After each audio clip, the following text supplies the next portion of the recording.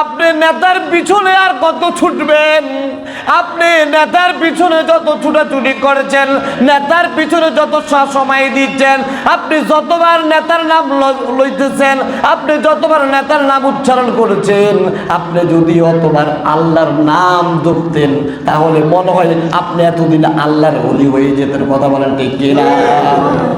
যতটা সময় মানুষ দুনিয়াতে দেয়, যতটা সময় একজন মানুষকে খুশি করার জন্য দেয়, অতটা সময় থেকে যদি বিন্দু পরিমাণ সময় আমার আল্লাহর জন্য দিত, যদি আমার আল্লাহর জন্য যদি একটু সময় বিনিয়োগ দিত, আল্লাহ রাব্বুল আলামিন বান্দারি আমি আল্লাহ তোকে আল্লাহর ওলি বানাইয়া দিতাম। কন্যা সুবহানাল্লাহ।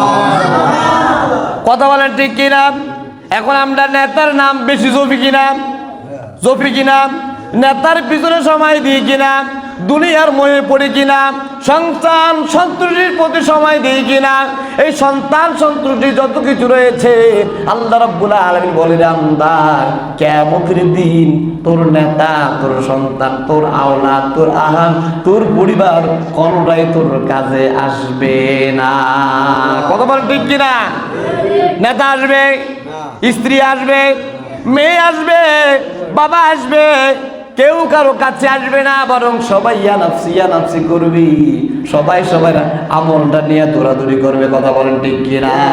আজকে আমরা নেতার পিছনে এতটা সময় দিচ্ছি রে বান্দা, একটু সময় আল্লাহর জন্য দে রে বান্দা। একটু সময় যদি আল্লাহর জন্য দিতি তাহলে তুই এতদিনে আল্লাহ ওয়ালা হয়ে যেতি। কন্যা সুবহানাল্লাহ। যতটা সময় মানুষ অন্যকে খুশি করার জন্য দেয়, যতটা সময় মানুষ অন্যের নাম নেয়, অন্যের গীবত যতক্ষণ গায়, ততটুকু যদি আল্লাহর নামও জপতো তাহলে সে আল্লাহর ওলি হয়ে যেত। কন্যা সুবহানাল্লাহ। কথা বলেন ঠিক কিনা?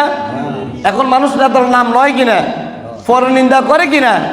আপনি পরের নিন্দা না করে একটু জিকির করেন, আপনি পরের সমালোচনা করে একটু জিকির করেন, দেখবেন আপনি আপনার ওলি হয়ে যাবেন, আল্লাহর ওলি হয়ে যাবেন, আপনি নিজেও টের পাবেন না। সুবহানাল্লাহ।